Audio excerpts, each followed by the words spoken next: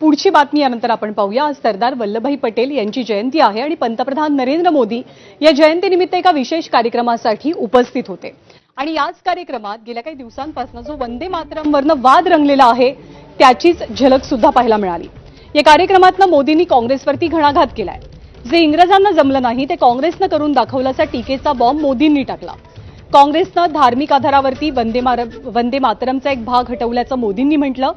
समाजाला विभागून इंग्रजांच्या फोडा आणि राज्य करा या अजेंड्याला काँग्रेसनंच पुढे नेल्याचा आरोप मोदींनी केलाय।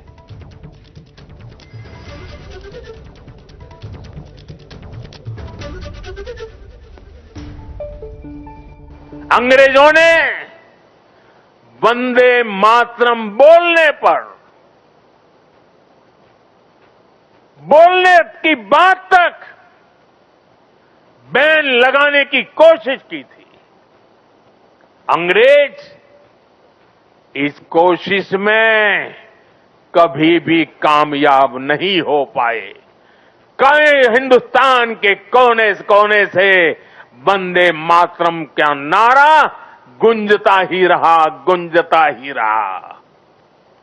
लेकिन जो काम अंग्रेज नहीं कर पाए वो काम कांग्रेस ने कर दिया। कांग्रेस ने मजहबी आधार पर वंदे मातरम के एक हिस्से को ही हटा दिया। आणि वंदे मातरमच्या याच मुद्द्यावरनं अबू आझमी सातत्यानं टीकेचा भडीमार करता आहेत। अबू आझमींच्या टीकेला उत्तर दिलं आहे प्रवीण दरेकरांनी।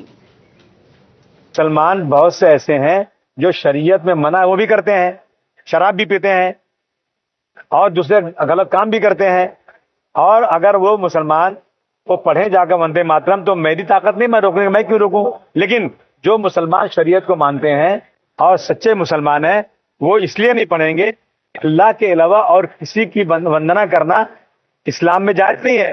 जिसने सूरज चांद बनाया, जमीन आसमान बनाया, वो एक मालिक है, हम एक ही मालिक को मानते हैं। किसी इस्लामिक कंट्री में मेरा हिंदू भाई चला जाए और वहां एक कानून बन जाए कि आपको कुरान शरीफ की 2 लाइन रोज पढ़नी पड़ेगी, मैं समझता हूं ये भी ज्यादती होगी कि उसका मजहब अलग है। मला वाटते ठणकावून सांगणाऱ्याचं थोबाड फोडलं पाहिजे की आपल्या देशात राहून वंदे मातरम बोलणार नाही अशा प्रकारची जर हिंमत येत असेल तर मला वाटतं ह्या प्रवृत्ती या अवलादी ठेचून काढण्याची आवश्यकता आहे।